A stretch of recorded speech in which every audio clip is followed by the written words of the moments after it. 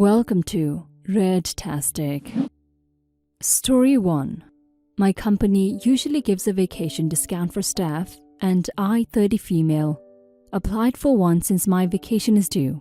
I got a good deal covering the whole holiday package for my family. My husband, 35 male, and I started planning the vacation, and we were still packing for it when my brother, 33 male, and his family visited us. While we were discussing and having fun, I mentioned our vacation and the discount from my company. My brother got interested in the whole vacation idea because he also needed a break from work.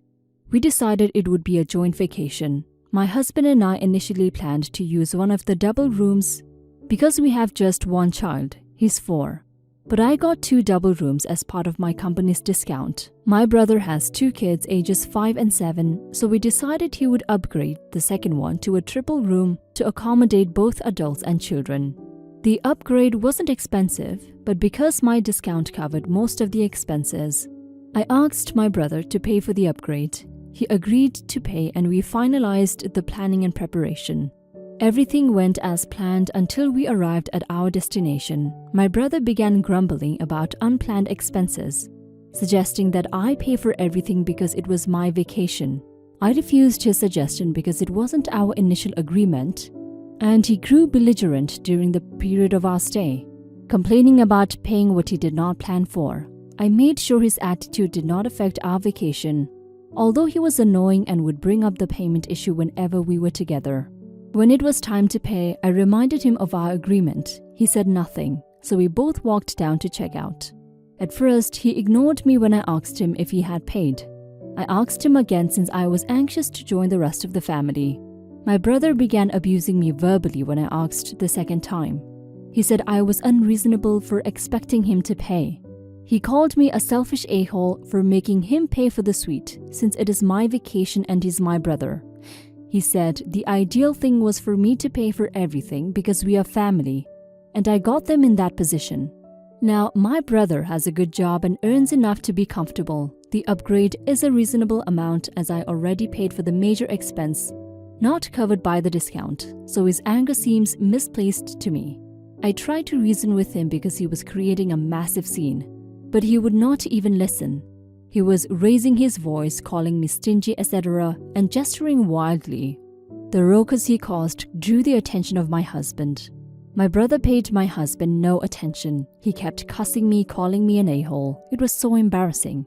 Yet I insisted he paid his share. I was tired of the whole situation, so I left him to sort himself out. We haven't been cordial since then. He sends rude texts and makes rude remarks whenever I see him.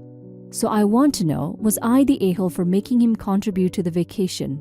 He says he wasn't planning a vacation and I lured him into it with my shiny offer. Update.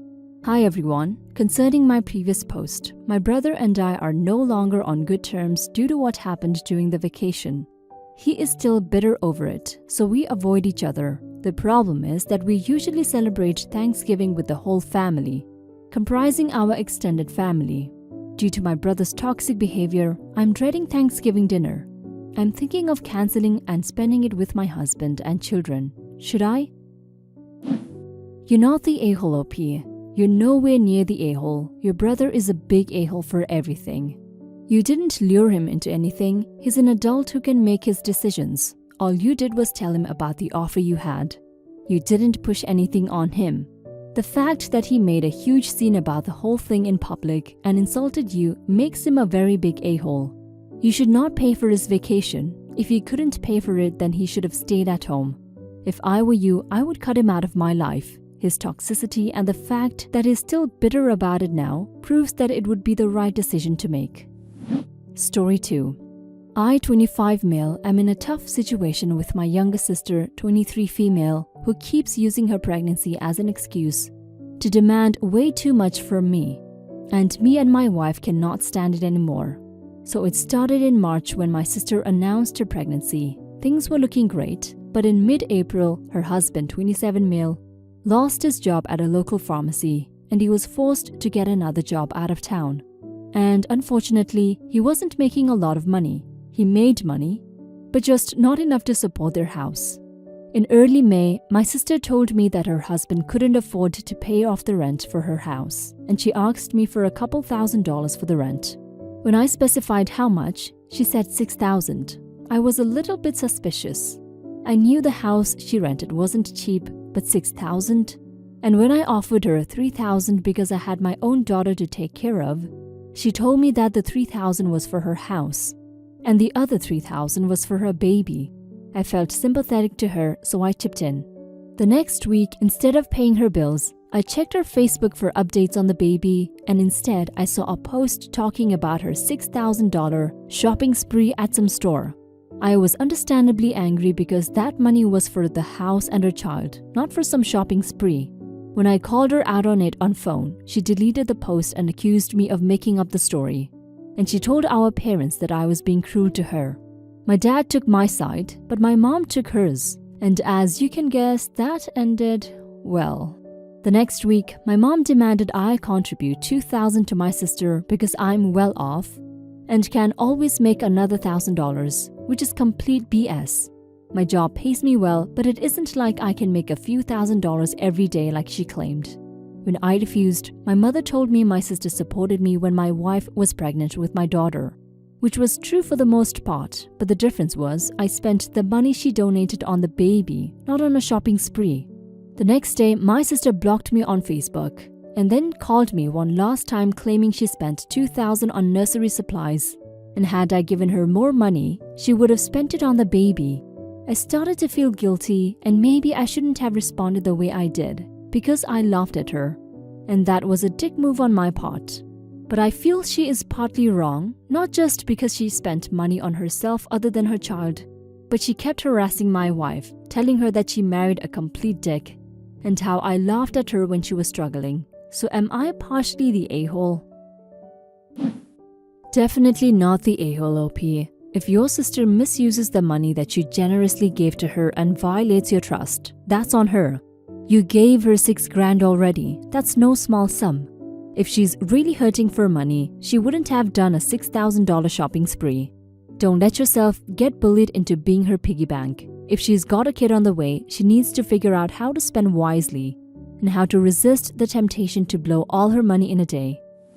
Now for some comments. Not the a-hole, completely. Do not give her any more money.